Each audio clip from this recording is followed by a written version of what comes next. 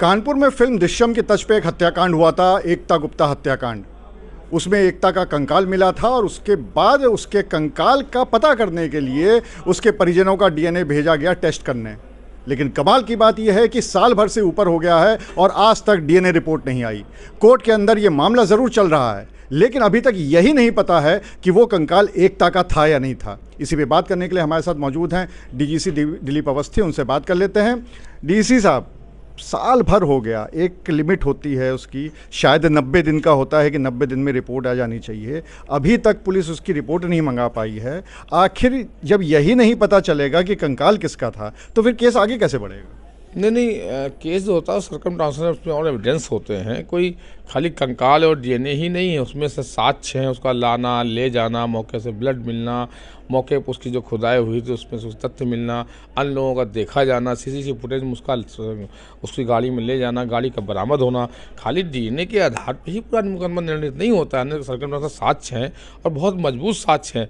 रही बात डीएनए की, तो डीएनए के लिए भेजा गया है और डीएनए एक अलग संस्था है जो उसका वो करती है, पुलिस के अंडर में नहीं होती है। लेकिन पुलिस लगातार प्रयास कर रही है और इस बार विवेचक से कहा गया है तो उन्होंने कहा है कि नहीं, हमने सर उसको अनुस्मारक भेजा है, संभवतः इस डेट के पहले डीएनए रिपोर्ट आ जाएगी। देखिए, अगर हम उनके परिजन की बात करें, एकता गुप्ता के परिजन की, तो उनका ये कहना है कि ये रिपोर्ट इसलिए भी ज़रूरी है कि एक बार हम लोग ने फिल्म में भी देखा था कि डीएनए में उस पर जो कंकाल है किसी और का निकल आया। कल को अगर एकता गुप्ता का कंकाल पता चले कि वो है ही नहीं, ये मतलब आशंका है उनके परिजनों को, एकता गुप्ता के परिजनों को, तो ऐसे में तो बहुत स्थिति फिर खराब हो जाएगी। नहीं, ये आपकी बात सही है कि फिल्म में क्या दिखाया, जो कि मैंने फिल्में कभी देखी नहीं है, 15 सालों से हम फिल्म देखते ही नहीं है, तो फिल्म का मुझे नहीं मालूम दृश्यम में क्या दिखाया गया, क्या नहीं दिखाया गया, दृश्यम की जानकारी मुझे नहीं है। लेकिन सत्यता यही है कि सर्कमस्टांशियल एविडेंस और सीसीटीवी फुटेज में उसका जाना, ले जाना, उसका मिलना, एक साथ कॉल डिटेल होना, लोकेशन होना, कार का बरामद होना, ब्लड के सैंपल पाया जाना, उसकी चूड़ियाँ, उसके क्लैंप उसकी गाड़ी में पाया जाना, गाड़ी का बरामद होना, अन्य साक्ष्य सब उसके खिलाफ है। रही बात डीएनए की मैच करता है या नहीं करता है, तो वो ये सही है।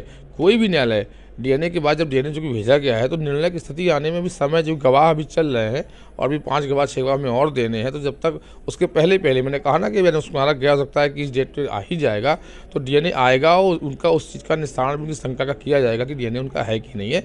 लेकिन अन्य साक्ष्य बहुत महत्वपूर्ण हैं और बहुत सशक्त हैं।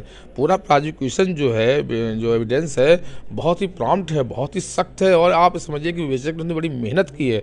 जो उसके हेयर क्लिप्स हैं, उसके हेयर्स हैं, जो बॉडी में जो होते हैं, वो उसकी गाड़ी में पाया जाना, उसका ले जाना, एक साथ जाना, लास्ट आई सीन विटनेस का देखा जाना, उसको वहाँ से घुमा के लाना, लोकेशन होना, ये अन्य चीज़ें भी बहुत महत्वपूर्ण होती हैं। शंका खाली कर देने से है कि नहीं, उसका परिणाम तो डीएनए रिपोर्ट आने के बाद होगा और जल्द से जल्द हो सकता है इस तारीख के पहले डीएनए रिपोर्ट आ जाएगी।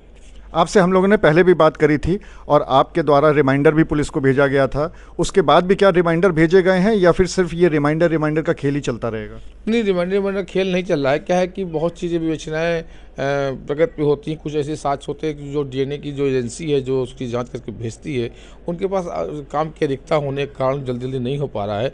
इस वाले में विशेष तौर से एक विशेष वाहक के द्वारा मेरे द्वारा कहा गया है, जो संबंधित विवेचक से और थाना अध्यक्ष से कि जाकर मंगाए, एक विशेष वाहक के द्वारा इस बार मंगाया गया है और संभवतः इस बार आ जाएगा। तो पूरी उम्मीद है कि बहुत जल्दी ही डीएनए रिपोर्ट एकता गुप्ता की आ जाएगी। हाँ, बहुत जल्दी डीएनए रिपोर्ट आ जाएगी। तो आप थे डीजीसी दिलीप अवस्थी, जिनका ये कहना है कि बहुत जल्दी ही उसकी रिपोर्ट अब की आ जाए। इसके साथ ही साथ ये भी बताया कि सिर्फ डीएनए रिपोर्ट के आधार पर ही कोर्ट में केस नहीं चलता है, बल्कि अन्य साक्ष्य भी काफ़ी महत्वपूर्ण होते हैं। अब देखने वाली बात ये होगी कि एकता गुप्ता की डीएनए रिपोर्ट कब तक आ पाती है और फिर तभी पता चल पाएगा कि आखिर जो कंकाल बरामद किया था पुलिस ने, वो एकता गुप्ता का था भी या फिर नहीं।